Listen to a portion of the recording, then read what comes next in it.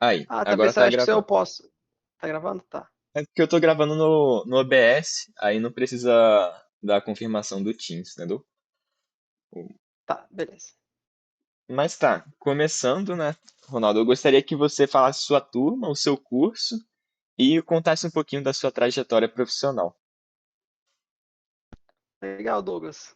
Então, eu sou o Ronaldo Moura, sou da turma 04 de Engenharia de Computação. Eu já escolhi fazer Engenharia de Computação já com 15 anos de idade.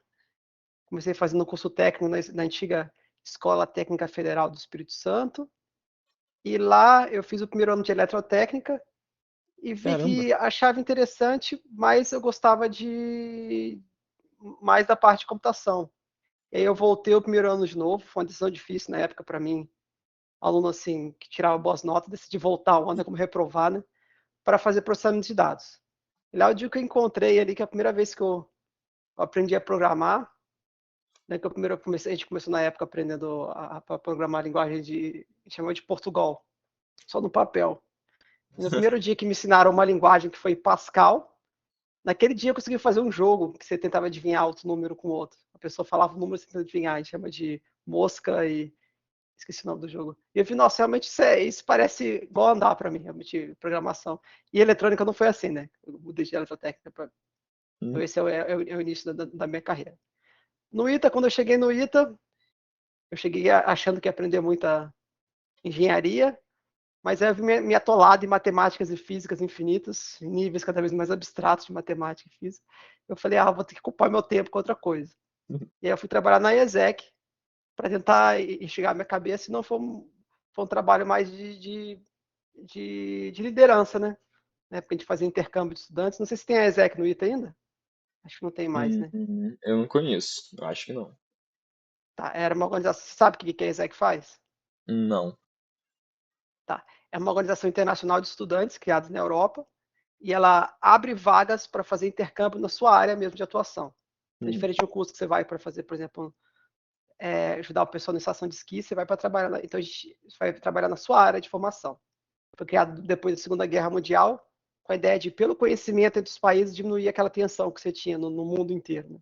hum, Então, a gente abria vagas aqui nas empresas, foi uma experiência muito legal, convencia as empresas a receber um estrangeiro, e com isso tinha vagas que a gente podia selecionar pessoal do ITA e outras universidades locais para fazer um intercâmbio no exterior. entendi. Isso antes do Ciências Sem Fronteiras, isso em 2004, era uma coisa muito, muito, muito difícil, né? Muito incomum, o pessoal fazer intercâmbio internacional. Hum, O ITA nem tinha esses montes de parcerias que ele foi tendo ao pouco, né? O pessoal fazer graduação sanduíche, né? aham. O pessoal costuma fazer muito hoje em dia. Sim, tem Costuma fazer processo muito. seletivo para França, Alemanha também, outros locais assim. Tá. Tem Isso bastante. estava começando. Começou, acho que minha turma foi um dos primeiros pessoas a fazer. Galera, a fazer. 2004, 2003. E eu trabalhei na ESEC e lá meu trabalho era mais de liderança, contactar a empresa. Eu achei isso muito legal. Cortou um pouco para você? Me cortou aqui. Cortou um pouquinho, mas tá tranquilo ainda. Tá, legal. Pode. E aí, quando eu cheguei na hora de escolher meu curso profissional, eu falei, nossa, eu acho que o curso de engenharia mecânica tem mais a ver pela parte de produção com o que eu gosto, do que computação, que eu já não estou a ver, tô 2 anos só vendo matemática e física, esqueci que eu gostava de computação. Uhum. Mas aí eu decidi, não, eu vou continuar aí fazendo comp. Aí quando eu volto no primeiro ano de computação, eu falo, nossa, tem que encontrar uma coisa para fazer, que novamente achei o curso muito teórico, tinha uma coisa, e comecei a trabalhar na Fundação Casimiro Montenegro Filho. Ainda existe a FCMF ainda? Os estudantes ainda fazem projeto com eles lá. Existe. Até o PFEC, que é um projeto que a gente faz no primeiro ano, é em parceria com eles. Tá, legal. Então comecei a trabalhar lá e lá eu voltei a gostar dessa parte técnica e eu pude, na época eu fiz um projeto de, estamos falando no início do conceito de programas na internet. Então, a gente fez um aplicativo usando Java e Servlet, que era uma coisa muito nova na época. Permitia você usar Java para processar, fazer um aplicativo na nuvem, né? no cloud. Na época nem existia esse conceito também. E, e ali eu gostei e fui fazendo vários projetos dentro da fundação, de pesquisas com empresa, além de fazer a graduação do ITA. E aí eu costumo brincar que no ITA eu consegui aprender o ciclo completo, né, de computação. Aprendi lá na química como dopar um silício para fazer Uhum. um transistor, como com o transistor eletrônico, como transistor eu faço uma porta lógica, como com um monte de porta lógica eu faço um datapath, como com datapath eu faço um núcleo de computação, como é que disso eu consigo botar assembly, como eu faço uma linguagem de alto nível virar assembly e como programar isso. É Uhum. interessante que eu fui ligando todas as partes. Eu falo mais eu porque eu estudava bastante além do que tinha no curso, porque nem todos meus colegas ligaram todos esses pontinhos, eu fui ligando tudo. Entendi. Eu falei, nossa, eu gosto de tudo. Então, quando eu me formei, eu queria fazer algo que envolvesse hardware e software de ponta a ponta, e envolvesse fazer coisa para o mundo real, não só internet, mas que aí na época a gente começando o movimento de empreendedorismo, e o ITA estava fundando a Incubaero. O Mikhail Gardenkraut era um grande estimulador de empreendedorismo no ITA. Ele até chamava os professores dele, que tinham pesquisas com empresas, de professores empreendedores. Ele falava que os professores que tinham pesquisas com empresas eram mal vistos de forma geral, o Mikhail Gardenkraut. E o pessoal gostava mais daquele cara que era só acadêmico. Né? Então, o professor que fazia muito trabalho em engenharia era mal visto numa escola de engenharia. Caramba. Né? Ainda hoje é um pouco, eu acho assim, né? O pessoal tem esse conceito da dedicação exclusiva que poucos professores trabalham na indústria. Né? Acho que hoje Ainda está assim, mudando um pouco, tá mudando um mas pouco. talvez ainda tenha, assim. O ITA tem um programa de para estimular o empreendedorismo, eu não lembro o nome, mas até os próprios alunos aqui têm grupos para estimular o empreendedorismo. Esse ano mesmo surgiu a Liga de Empreendedorismo aqui do ITA, que já veio pessoal para falar, igual o Zen, o Bernardo daquela educação. E aí eles reúnem o pessoal que está empreendendo aqui no ITA e bate um papo para entender o negócio de cada um e como ajudar cada um. Então tem esse movimento aqui hoje, sim. Às vezes Legal, mais por iniciativa dos alunos, mas acho que também tem da faculdade, sim. legal. Então, quando eu me formo, aí eu decido abrir uma empresa junto com dois colegas do ITA, o Alex Lopes Pereira e o Fábio Amada, que são 05 e 04. 0405, na verdade. Não, 0403, Yamada era 03. Ele tinha ido, o Yamada tinha justo de fazer um estágio no exterior, na IESEC, que eu proporcionei para ele. Então, na época a gente abriu uma vaga, ele foi lá na República Tcheca, ficou um ano, aí por isso ele se formou junto com a minha turma. E depois virou Caramba. meu sócio, que bom. quando ele volta. E aí a gente decidiu como que a gente decidiu escolher a área que a gente ia atuar, né? A gente decidiu, não vamos pensar um mercado e que conhecimento. A gente se achava, a gente é bom em matemática, a gente é bom em computação. Uhum. Não era na prática, mas a gente se achava. Não, a gente sabe computação, sabe. Vamos fazer uma coisa que seja difícil, que esse conhecimento seja uma vantagem. Ah, vamos trabalhar com processamento de imagem, vídeo, que envolve muito isso. Aí decidimos. E aí, que problema que vídeo resolve que vai ser um problema por longo prazo? A gente imagina, segurança. Segurança vai continuar sendo um problema por muitos anos. O pessoal vai continuar tendo um problema. A gente achou em 2004 que o Brasil, em 2025 e para frente, ia ser mais inseguro que era naquela época. E realmente aconteceu. Isso está Isso a gente certo, né? acertou. A gente achou. Então vamos trabalhar com processamento de imagem para segurança. E aí, como a gente não tinha nem capital, nem dinheiro, nem conhecimento prático, a gente falou, beleza, para começar isso, vamos buscar um projeto que esteja ligado nessa área. E aí o professor Osamu Saltome, ele dá aula no ITA ainda? O professor Osamu Hum, se aposentou. hum, não sei dizer. Osamu Saltome, é da eletrônica. Ele conseguiu, é um desses professores empreendedores, junto com o professor Cunha, que era o nosso padrinho aí, o professor Adilson Cunha. O professor Saltome conseguiu um projeto com uma empresa para fabricar um set-top box no Brasil. Set-top box é aquele aparelho que você bota na TV para receber um sinal de vídeo, decodificar um sinal de vídeo e visualizar. E naquela época estava uma transição do Brasil de TV analógica para digital. Não sei se chegaram a pegar esse tempo, acho que talvez não, se já nasceu com TV digital. Eu peguei só um pouquinho só, que eu lembro que o governo Ah, até dava. então era antes disso, a gente imaginou que o governo ia aceitar. Então a gente resolveu fazer um set-top box para essa empresa que vendia esse equipamento e a gente ia fazer um nacional por software. A maioria dos equipamentos era porrada, a gente ia fazer. E como não tinha definido ainda um padrão brasileiro, a gente resolveu fazer o padrão que era por satélite na época, era o padrão europeu. E a gente fez tudo isso em equipamento porrada. A gente, na época, a gente usou um processador que a gente chamava com os primeiros processadores convergentes, o que a gente fala SoC, System on a Chip. São os primeiros processadores. Antigamente, todo processador fazia só CPU. Ele não tinha memória, ele não tinha Uhum. Ethernet junto, ele não tinha USB, ele era tudo separado. Aí o computador eram grandes. Aí quando surgiu, ele falou, nossa, agora a gente pode fazer uma coisa pequenininha. Na mesma época que está surgindo, essa tecnologia foi usada para criar os celulares, os smartphones. Naquela época a gente não pensou em criar smartphone, a gente não era o Steve Jobs, mas a gente pensou, Uhum. vamos criar um computador pequeno. E a gente pensou em fazer tudo por software que antes era feito por hardware. A gente fez esse equipamento, trabalhando com essa empresa. E a gente aprendeu o básico, aprendeu como é que processa vídeo, aprendeu que o processador não atendia as specs que estavam no documento, então ele não era capaz de decodificar vídeo na performance que ele fazia, quem dirá comprimir. No final a gente entregou um projeto Mambembe ali que não virou um produto, mas a gente aprendeu muito. A gente aprendeu muito. A gente falou, nossa, agora a gente sabe mais ou menos o que a gente quer fazer, vamos buscar financiar, também sem dinheiro, vamos buscar capital com o governo, na época uns programas de PIP, Programa de Inovação em Pequena Empresa, junto com a FAPESP. Uhum. A gente precisava de um pesquisador para assinar como sendo a pessoa mais experiente. O professor Cunha aceitou ser o seu líder da gente perante a FAPESP. E a gente submeteu esse projeto e aí iniciamos essa empresa nessa área. E aí queremos fazer equipamentos na área de vídeo monitoramento. Então, esse que é envolvendo hardware também, querendo fazer o projeto do hardware e do software. O primeiro cliente que a gente conseguiu, por meio de umas parcerias, foi um cliente na área de, de transporte de carga, foi o primeiro cliente de vulto.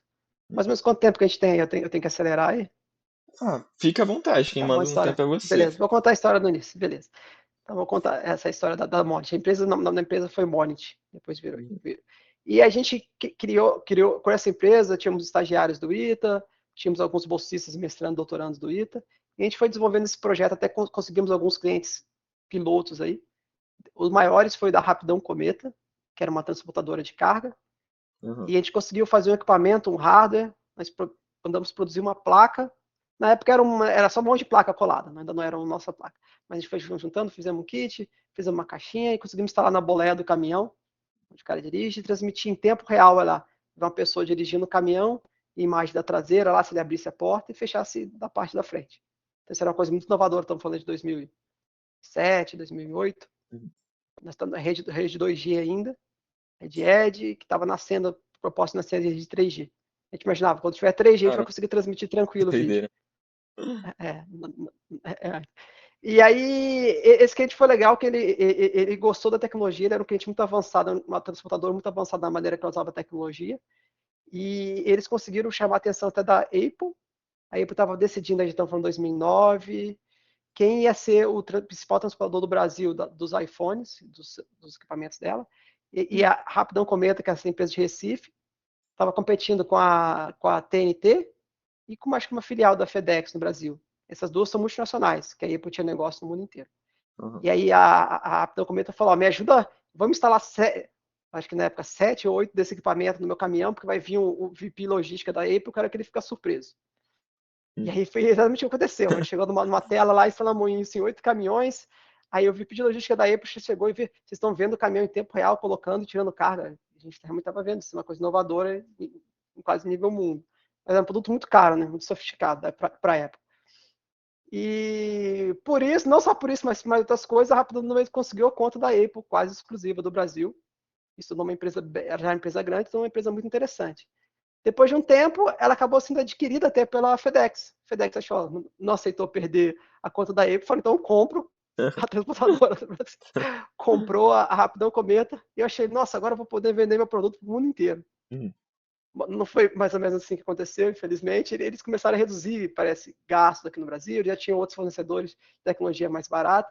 E esse cliente, que era um cliente muito chave, a gente perdeu tração com ele. Tentamos fazer alguns giros, fazer uns pivôs para a área de transporte de ônibus, Uhum. mas porque lá eles também tem muito problema de evasão de divisa, né? O pessoal paga, assim, contabilizar a pessoa que passa na catraca, esse tipo de coisa. Uhum. Mas realmente como a gente começou o produto trás para frente, não olhando uma necessidade de mercado e fazendo produto, a gente fez um produto e tentou procurar um mercado, nunca teve um product market fit muito, muito, muito bom, né? Entendi. E aí, isso nós estamos falando de 2010, nós conseguimos. Aí eu falei, alguns clientes, mas a empresa não estava escalando. E aí é mais ou menos 2013, depois que a gente conseguimos fazer algumas vendas para esse meio de carga, mas por tentar fazer outras versões do hardware, a gente acabou se descapitalizando. A empresa entrou em. Ficamos negativo de caixa. Uhum. E aí um sócio já tinha saído, eu era o último sócio, ainda tinha os desenvolvedores. Aí eu decidi, eu já tinha casado, decidi que está na hora de botar dinheiro em casa de forma constante, a empresa não estava provendo isso. Decidi dar shutdown na empresa, e também porque ela estava endividada, né? Eu não conseguia mais sustentar. Aí eu pensei, onde é que eu vou aproveitar tudo isso que eu já sei, e vi uma proposta na época, uma empresa que estava nascendo, que era uma joint venture da Embraer com a Elbit. Vocês conhecem a Elbit, de Israel? Eu não. É a maior fabricante de equipamentos militares privados de Israel. Existem basicamente duas grandes lá. A Elbit, eu esqueci o nome da segunda, que também é pública, e tem a Elbit, que é privada. E eles fabricam drones. Eram na época considerados em 2013, ainda são hoje considerados um dos drones mais versáteis do mundo. Uhum. E eles fizeram uma parceria com a Embraer para desenvolver um drone certificado, um drone militar, mas com uma classe de certificação mais avançada, permitisse ele voar em mais lugares, para vender para o mundo inteiro. Começando a vender para o mundo brasileiro, aproveitando o know-how da Embraer em fazer avião certificado, e a Airbus de fazer equipamentos militares. A ideia era fazer os dois, então foi uma joint venture. E também a gente queria vender isso para dois projetos no Brasil. A gente tinha o CISFRON, que era o Sistema de Fronteiras de Monitoramento da Amazônia, e também tinha o CISGAS, que é o monitoramento da Amazônia Azul. Nós estamos falando de uma época que o Brasil a gente tinha acabado de ganhar as Olimpíadas, o Brasil ia ser a saída das Olimpíadas. Qual Uhum. outro evento que marca essa? Até esqueci, tem outro evento muito. Mas o Brasil, a percepção que o Brasil ia se tornar a bola da vez. Então, um momento de euforia, né? O governo investindo maciçamente em projetos de Uhum. engenharia. E aí, esse projeto, eu fui trabalhar nele para trabalhar com DataPath, com a transmissão de imagem e vídeo, com data link de vídeo e imagem para essa parte. Lá eu pude aplicar muito que eu sabia de prática aqui, e até ainda dos clientes eu conseguia entender muita coisa, até como se fazia os equipamentos, eu já tinha ideia de tudo, porque a gente trabalhava com coisa muito parecida. Né? Uhum. Foi uma experiência bem legal, né? Visitei Israel, fizemos um projeto, parte desse projeto para a transmissão de uma imagem de um óculos com câmera termal aqui para o Exército Brasileiro, tudo se preparando para isso. E foi a primeira empresa maior porte não, era uma empresa, uma startup dentro da Embraer que eu trabalhei, só que aí depois esse projeto perdeu força, o Brasil começou a entrar em crise financeira, o governo decidiu mesmo cancelar esses projetos, Uhum. e a parceria foi desfeita entre a Elbit e Embraer, entre a Embraer e a Elbit.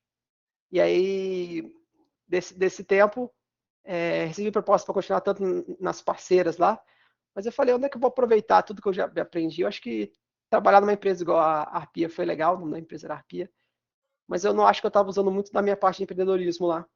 Estava usando a parte técnica que eu sabia, que foi uma experiência legal. E aí eu resolvi trabalhar como consultor para outras startups. E aí, nesse tempo, eu recebi para ajudar, eu brinco, para ajudar elas a não fazer o mesmo erro que eu, que é investir. Isso eu lembro, já um dos feedbacks que eu tive em 2012, tentando buscar dinheiro de investidor com a empresa para quebrar, já endividada para quebrar. Falei, ó, gastei quase, na época, acho que foi quase 3 milhões que a gente gastou de investimento, somando capital nosso, do nosso sócio, mais investimento do governo, para fazer um produto aqui, um computador, um hardware, software, tudo um produto complexo. E agora estamos sem dinheiro para ir para o mercado. Aí ele falou, cada real que você gastou de P&D dá uma ideia da complexidade desse produto. Você devia Uhum. ter salvo esse R$ 1 para investir também o equivalente, meio a meio, para investir em marketing, em vendas. Então, esse produto vai para o buraco. Eu falei, é verdade. Mas já não tinha mais esse dinheiro. E não consegui o dinheiro do investidor. Ele só me deu o feedback, que eu tinha gastado de overspend em P&D e não investido em. E aí, quando eu fui trabalhar, uma das empresas era a Altavia, ela tinha ganho um edital aí grande para os Jogos Olímpicos, para fazer um balão que ia monitorar os 3 parques olímpicos. Um balão fixo no solo, que funcionava como uma torre portátil, que monitora 3 por 3 quilômetros quadrados. Outra é uma empresa chamada NCB, que fazia equipamentos para biocontrole de pestes. Então, solta uns ovinhos, usando drone, solta uns ovos que parasitam, que comem os parasitas. Uhum. E, e tinha uma terceira empresa que estava fazendo equipamento de Flutter Data Acquisition System, um sistema usado para aeronaves para verificar se ela está para ensaios. E dessas aqui, que mais deu certo foi a Otávio, vamos dizer, hoje já está com mais de 150 funcionários. Na época ela tinha 20. E a primeira coisa que eu fiz lá foi perceber isso. Olha, eles tinham 20 engenheiros, sendo desses, não, 19 engenheiros e uma pessoa trabalhando com vendas. Eu falei, vocês estão tudo errado aqui. Vocês estão fazendo o mesmo erro que eu. Ó, precisamos tirar alguma pessoa da engenharia e começar a botar para fazer a parte comercial, ou seja, visitar cliente, pegar novos projetos. Esse projeto, eles têm um ciclo lá um ciclo de vida com o governo, esse projeto da Olimpíada, mas depois ia morrer. Tinha sido um projeto importante para a empresa, o primeiro grande dela, tinha competido com Boeing e outras empresas grandes, acho que Safran também tinha ganho. E aí eu comecei a trabalhar com esse mix de. Eu entrava lá com viés técnico, eu era consultor técnico, um system engineer, como eu vou falar, mas o que eu mais ajudava, eu acho que mais colaborava com essa parte dessa visão de negócio também, Então, do que não fazer em termos de startup.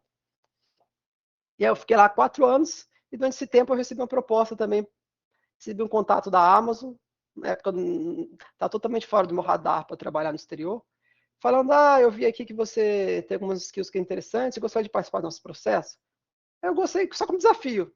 Eu não sabe ter, eu não gosto, vamos passar um challenge aqui. Eu falei, uhum. vamos fazer. E eu peguei e fiz o processo e passei.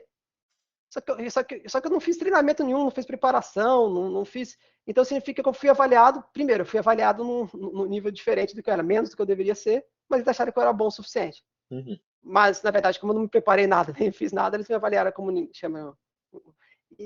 Mas eu peguei, olhei a proposta, nossa, agora eu posso ir para o exterior. Na época eu nem sabia essa questão do nível, né? Mas eu só via o salário, fiz uns cálculos, nossa, parece bom para o Brasil, mas lá eu fiz os cálculos, vai ser problema. Uhum. Mas falei com a minha esposa, ela gostou do desafio. E aí eu fui lá para o exterior, com esse objetivo de tentar entender o que as empresas brasileiras não crescem, por que as empresas brasileiras não crescem como as empresas no exterior. E aí eu costumo dizer que eu encontrei a resposta lá. A primeira coisa, trabalhando lá e depois na Alemanha, é falta de ambição. As empresas brasileiras nem têm, elas não ambicionam ser a maior do mundo, a melhor do mundo. E isso não estava, eu faço constantemente que nosso objetivo não é competir contra a empresa brasileira, não. A gente quer competir contra empresas no mundo. E a gente já está competindo. Nossos concorrentes são quase todos, começaram no Brasil, agora já do Brasil já não é mais um problema, estamos competindo em outros mercados. E esse é sempre o objetivo. E eu digo que eu ganhei muitos trabalhando lá. Então lá era um trabalho técnico, eu trabalhava na parte de manter os data centers deles. Então eles têm data center focados no mundo, a gente tem que fazer um software para fazer a infraestrutura disso. Também não tinha experiência naquilo quando eu cheguei lá. Eles olharam no meu currículo, acharam que eu sabia algumas skills, mas lá tive que aprender bastante coisa. A experiência é a maior empresa que eu já trabalhei, né? E gostei muito da cultura deles de ser orientado ao cliente, isso eu trago comigo. E também de vários conceitos que eles falam que é princípios de liderança, que inclusive eles usam no cargo, no dia a dia deles. Depois disso, trabalhei também na Europa. Como lá o trabalho acabou sendo a empresa era muito grande, a área que eu estava eu tinha pouco contato com o cliente. Eu fui para a Alemanha, outras oportunidades, tentando encontrar posições que eu tivesse mais contato com o cliente. Lá eu trabalhei numa empresa que também, eu digo que é a empresa mais ágil que eu trabalhei na minha vida. Ela fazia um sistema para alugar carro na rua. Você conhece, por exemplo, o Bip Bip aqui em São José? Tá? Você com o app você consegue reservar um carro. Você destrava o carro, bota a possibilidade de cartão de crédito e destrava. Eu trabalhei com isso na Alemanha. E lá a gente, na segunda-feira, a gente discutia que a gente precisava fazer o pessoal reservar, em vez de buscar em tempo real, a gente precisava reservar por uma semana antes, porque dessa forma a gente conseguia manter uma utilização maior do carro, aumentar agendamento em relação a coisa de tempo real, discutia isso numa semana, na outra semana a gente colocava métrica, já olhava, chegamos a 20%, e já decidimos que a gente ia melhorar, e na outra semana já conseguimos aumentar para 30%. Então era um ciclo muito ágil de planejamento e execução, tudo baseado em métricas. Isso é bem legal essa experiência. É uma empresa business to consumer. E, minha última posição na que eu trabalhei antes de decidir voltar para o Brasil foi uma empresa aí já como cargo só de liderança, de engineering manager, já menos hands-on, menos programação.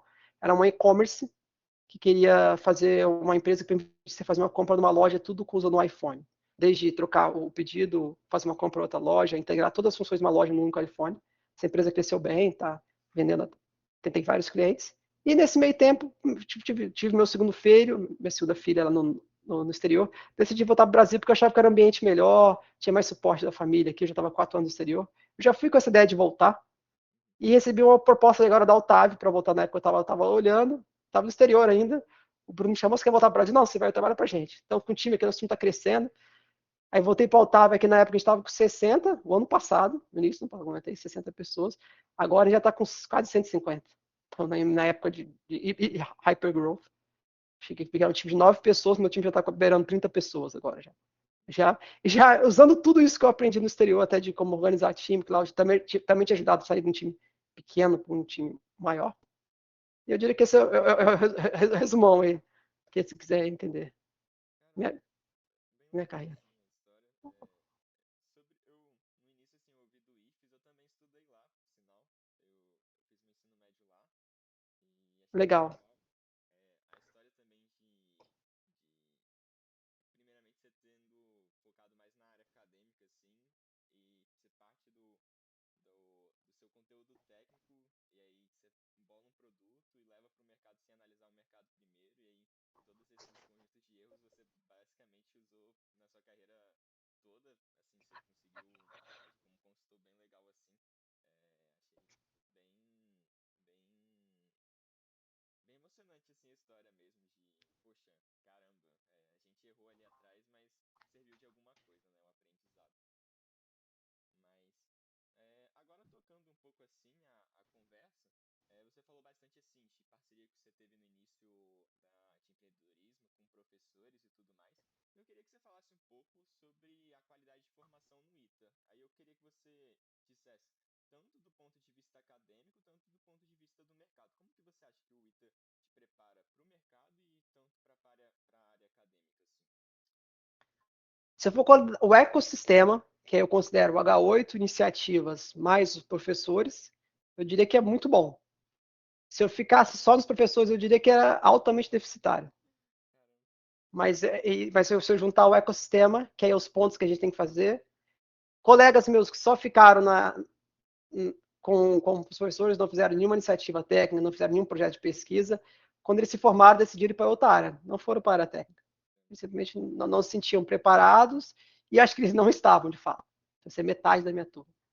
Então, eu diria que, então, se a gente olhar o ecossistema, eu digo que sim, mas ele precisa mesmo. Acho que deveria ser quase obrigatório as pessoas fazerem mais projetos ao longo do curso.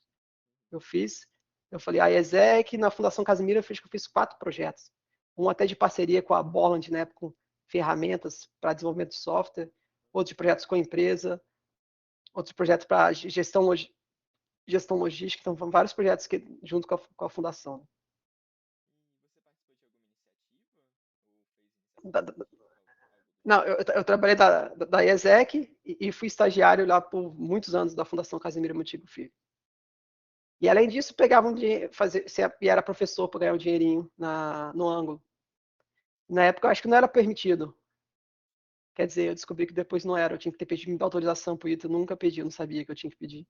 Eu assinei minha carteira desde o primeiro ano, eu sempre que eu não podia ter feito isso. É permitido vocês terem um emprego de carteira assinada? A carteira assinada eu sei que geralmente não envolve a aprovação do ITA. Então, assim, para você fazer um estágio tem que estar assinado. Mas tem como você fazer com carteira assinada sem a aprovação do ITA. Só que aí você não vai ter as horas complementares, né? De estágio e tudo mais. Então é meio que uma via de mão dupla ali. Mas acho que é sempre isso mesmo, né? Acho que o pessoal fala sempre da comunidade aqui no ITA, mas é porque, poxa, você pega as 150 melhores cabeças do Brasil e você coloca em um raio de 100 metros quadrados, assim. Então, é todo mundo passando pelas mesmas coisas, sofrendo junto e trabalhando junto. É tanto que boa parte das empresas, assim, que tem um founder iteano, tem outro founder que também é iteano, um time que tem bastante pessoas do ITA e tudo mais. Tá. É, deixa eu ver se tem mais alguma coisa que eu gostaria de te perguntar.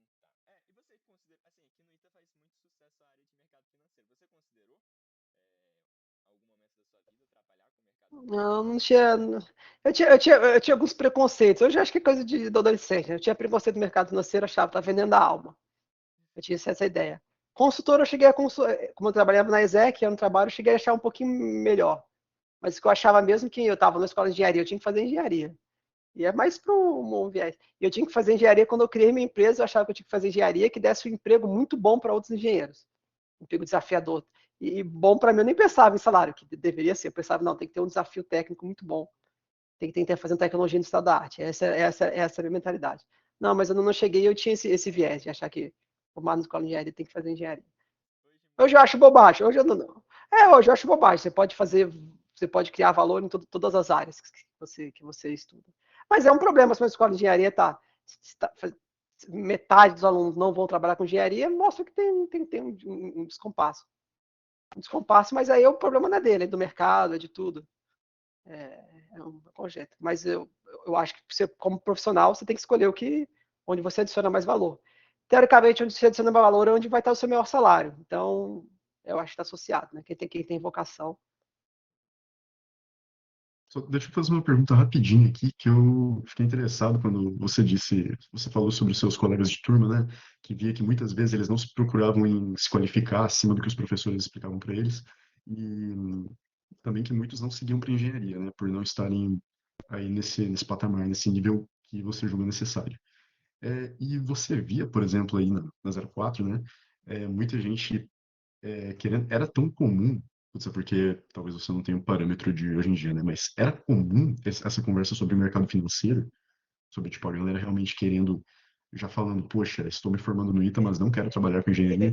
Eu digo que o número um era a consultoria. Eu diria que essa era considerada a carreira mais almejada, ou mais sexy, vamos dizer assim. As consultorias vinham para cá, ele pagava pizza para a gente ir lá nas apresentações dele, sempre lotava de gente. E eu de consultoria parecia, na minha visão, algo que chamava muita atenção.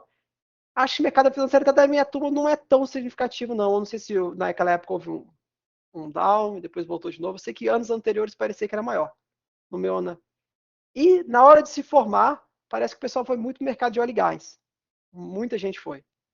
E eu diria que esse pessoal quase tudo ficou, porque era um mercado que pagava muito bem. E isso o pessoal já viu mais no último ano. Ninguém falava do mercado de óleo e gás. Mas aí veio o Schlumberger, veio o Halliburton, que ofereceu um salário grande para trabalhar no exterior. Inclusive, um sócio da minha empresa falou: eu vou receber uma proposta muito boa, eu vou trabalhar no exterior e boto dinheiro na empresa, beleza? A gente, beleza. E foi esse nosso acordo, ele foi trabalhar no exterior e continuou sócio da empresa, simplesmente. Então, eu diria que a gente tinha sim, mas minha visão era mercado financeiro. O que mais se falava era consultoria, quem mais queria ganhar dinheiro ia para o mercado de óleo e gás, e tinha uns poucos fazendo estágio ainda no mercado financeiro, mas eu não percebia esse movimento, mas tinha, sim, diria que até o terceiro ou o segundo mais. E tinha os vibrão, geralmente, de aeronáutica, que queria trabalhar na Embraer. Esse pessoal não quer trabalhar com aeronáutica. O pessoal de aeronáutica era o pessoal que tinha mais, parece, identificação com o curso, né?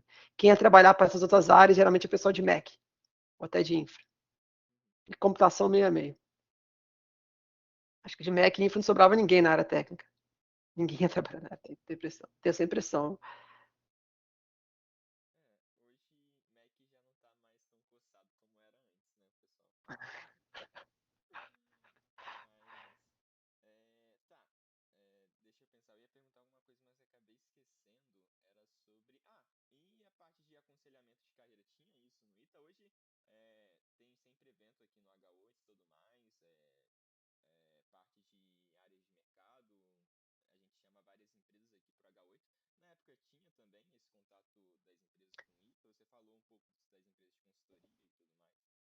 Elas visitavam, por exemplo, eu trabalhava na ESEC, tinha o Monitor Group, que era uma consultoria que patrocinava a gente.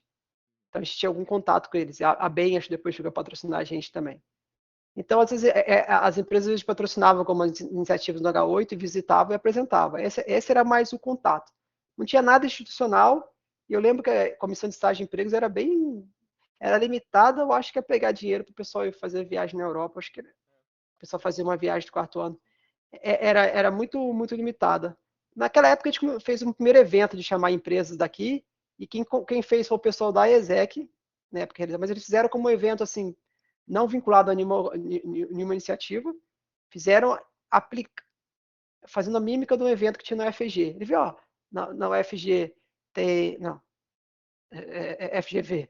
Na FGV tem um evento lá que atrai muita empresa, vamos fazer a mesma coisa que aqui. E a galera fez aqui, chamava, esqueci o nome, o primeiro evento que ele trazia empresa, mas era uma final de semana só, né? Trazia o pessoal ao stand, acho que similar mais ou menos ao que vocês fazem hoje. A comissão de estágios e empregos mesmo, ela começou a existir como ela é hoje em 2013. Antes era só para arrecadar dinheiro para a CB mesmo, que era a comissão de... É isso mesmo. E tá. Agora, próximo tópico, se você pudesse dar uma recomendação para quem está no início do ITA agora, sobre o que faz você ser um engenheiro no mercado, inclusive sobre como empreender, o que você falaria para o pessoal que está nos primeiros anos, na parte do fundamental? Tá. Eu acho que interessante. Não existe uma receita do bolo, né? Cada um tem a sua estratégia. Vou contar algumas histórias. Vou contar uma história. Você conhece a história do Bernardo, da 07? Que hoje é patrocinador de vocês? Não. Na verdade, ele foi no evento, contou, então eu já sei mais ou menos um pouco. Mas Então, não, o que é interessante dele? O que ele fez certo que eu não fiz? Ele pivotou rápido. E ele falava, ele tentou aprender muito tecnicamente, conceitualmente, o que as startups de sucesso no exterior faziam, que as brasileiras não faziam. E ele sempre tinha esse sonho de criar um Vale do Silício aqui em São José dos Campos. Ele tinha essa ideia de fazer um ecossistema, então ele convidava eu e outros empreendedores para conversar, ele tentava fazer isso de forma ativa. Chamava investidores quando ele conseguiu um investidor, e ele começou com o mercado de... A ideia era fazer tipo, vou imaginar, como que a gente fala? Um Facebook para pessoas depois de estar formado. Ele chamava de Rede Alumni, né? Que era o primeiro projeto dele. A ideia era fazer tipo conectar. E aí ele aprendeu rápido que as universidades privadas não desejavam se conectar com os alunos depois de formado, ela queria novos alunos. E aí ele já pivotou para outro mercado, para tentar fazer aluno conseguir outros alunos. E depois para outro para conseguir bolsa. Mas tudo ele foi todo. Ele começou com uma ideia e pivotou rápido. Então, aqui, se você quiser empreender, você tem que começar com uma hipótese, validá-la o mais rápido possível. E se ela não for verdadeira, jogar fora. Foi justamente o que eu não fiz. Eu queria fazer um hardware complexo, eu queria trabalhar com tecnologia. Eu vi que o mercado não estava bom e continuei desenvolvendo, continuei fazendo. Porque eu estava. E isso é o que você não pode fazer. O que você tem que fazer é sempre colocar o seu cliente na frente, fazer algo centrado no seu cliente. Óbvio que você começa com um pitch inicial de uma área que você quer entrar. Isso não precisa ser seu futuro. Você vai usar isso só como um canal para conseguir uma rede de contatos, pessoas que vão torcer por você. Mais ou menos você está querendo conseguir que seu carro ande do lugar, você está lá, parou, você precisa de alguém empurrar. Você começa a empurrar, mesmo devagarinho. As pessoas vão ver você empurrando, vão te ajudar. E aí você pede ajuda para quem você puder. A rede de teanos, professores. E as pessoas ajudam muito. Se você buscar e estiver fazendo, mas provavelmente a sua ideia inicial de negócio não vai ser certa. Então, ser capaz de pivotar e jogar toda a sua ideia fora no lixo, se você não conseguiu validar ela. Isso como empreendedor. E como engenheiro, o engenheiro, diferente do cientista, ele precisa de muita. Ele não consegue aprender pelos livros. Né? Ele não consegue aprender pelos livros. Os livros dão inspiração para ele, dão um caminho, mas ele só aprende mesmo fazendo. Você só vai aprender colocando a mão, testando, errando e fazendo diferente de novo.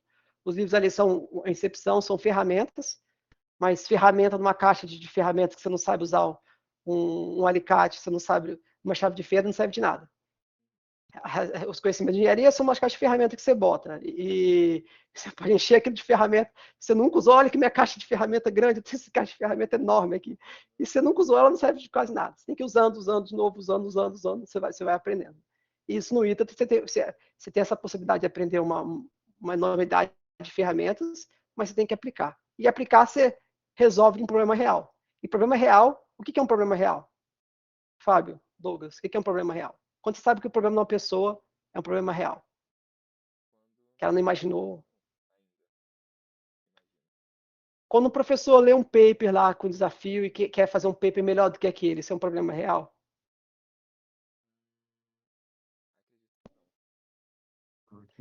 Cara, se a pessoa botou a mão no bolso para resolver aquele problema, é um problema real dela. Se ela teve que pagar para resolver, esse é o problema. Então, resolva o problema que as pessoas estejam dispostas a pagar por ele. Se a pessoa conseguiu um investimento, conseguiu, se alguém conseguiu um financiamento do governo, sem ela botar no bolso, e está dando bolsa para você resolver esse problema que ela não botou no bolso, esse provavelmente não é um problema principal para ela. Você não vai aprender nada de muito valor. Você pode até aprender, mas seria quase um efeito adverso. Um professor conseguiu um grant lá para fazer uma pesquisa. Esses não são os problemas reais. Você tem que botar uns problemas que as pessoas, de fato, tenham dores e colocam a mão no bolso. E aí, você resolvendo os problemas de novo, começando pouco, e esse é o caminho do engenheiro, né? O engenheiro está aí para fazer com R$ 1 que qualquer um faria com 3, 4, mas você faz com 1. Otimiza recursos, prioriza o que você faz, esse que é o papel do engenheiro.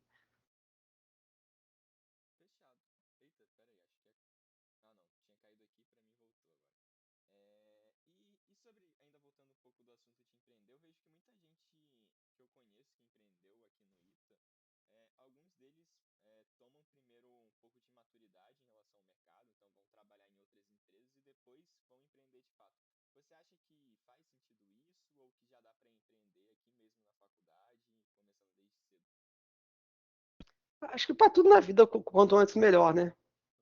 Acho que quanto antes você vai adquirir mais experiência. Eu acho que o ambiente da faculdade é um ambiente bem protegido para você poder experimentar.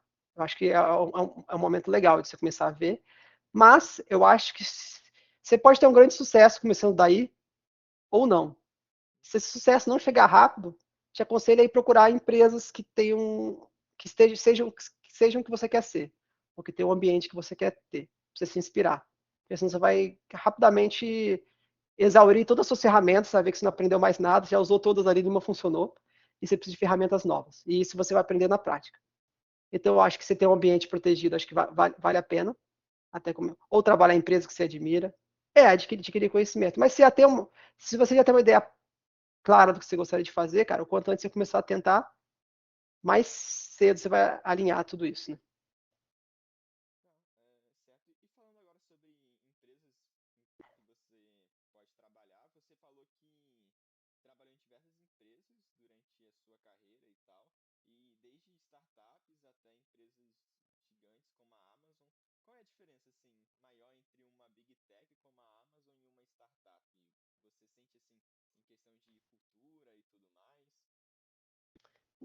Numa Big Tech, muito difícil você. Ó, você pode pegar uma carreira de uma pessoa, a gente pode chamar isso que ela tem 4 níveis, uma escadinha com 4 níveis, eu chamo isso de 4 Ds. O primeiro é o do, de fazer. Ela aprende a fazer uma coisa. Isso você vai aprender a fazer com excelência numa Big Tech. Fazer. O segundo dessa seria até decidir. Então, junto com seus colegas, primeiro você aprende a fazer as coisas. Alguém passou uma tarefa, você executa. Depois você usa isso para decidir.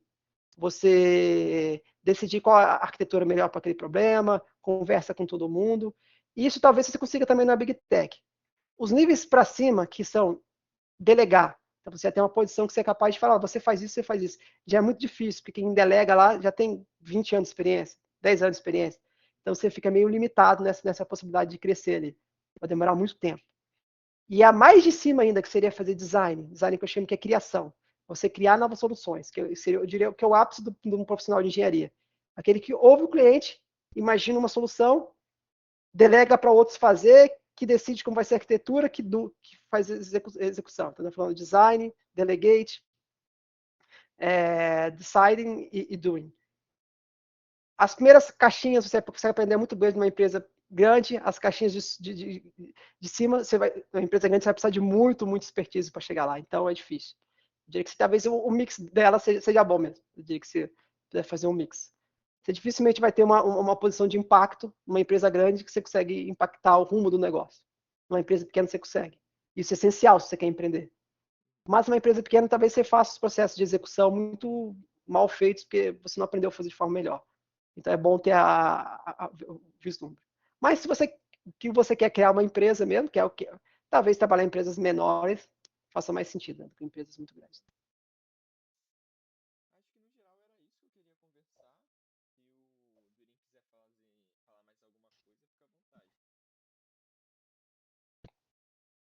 Eu acho que também nada Vocês estão em esclareceu qual bem. curso? Vocês estão em qual curso? Qual curso vocês pretendem fazer? Então, Eu adorei. cara, eu tô pensando em aeroespacial, que eu acho bacana mesmo, ou computação também. Por que aeroespacial? Qual a empresa que você admira mais? A empresa que você mais Cara, admira? em questão de empresa, assim, eu não consigo olhar muito, tipo, principalmente pro cenário brasileiro, né? Mas eu tenho a ambição de estudar mesmo. Eu acho maneira a parte. Tipo, Por o que você sonho é falou que algum cenário dia vai ter brasileiro? filho. Por que você falou cenário? Por que essa limitação? Por que você, como formado no ITA, você se limita a procurar empresas no Brasil? Justamente, né? Um bom ponto a se pensar aí. Acho que é porque, por causa da dificuldade de, por exemplo, porque tem a questão de que muitas empresas no exterior, né, ligadas ao programa aeroespacial, normalmente porque elas são militarizadas ou elas têm esse vínculo com o governo, né? Algumas não aceitam brasileiros, não aceitam estrangeiros em geral. Mas é uma trajetória de se pensar. Eu ainda estou decidindo o que eu quero fazer. Legal. Talvez conseguir um mestrado, alguma especialização do país que você quer trabalhar, acho que talvez seja um caminho, né? Talvez, provavelmente. Legal. E o Douglas, qual é a empresa que você admira, Douglas? Às vezes que eu Você quer admiro, eu fazer a sua gostaria. própria?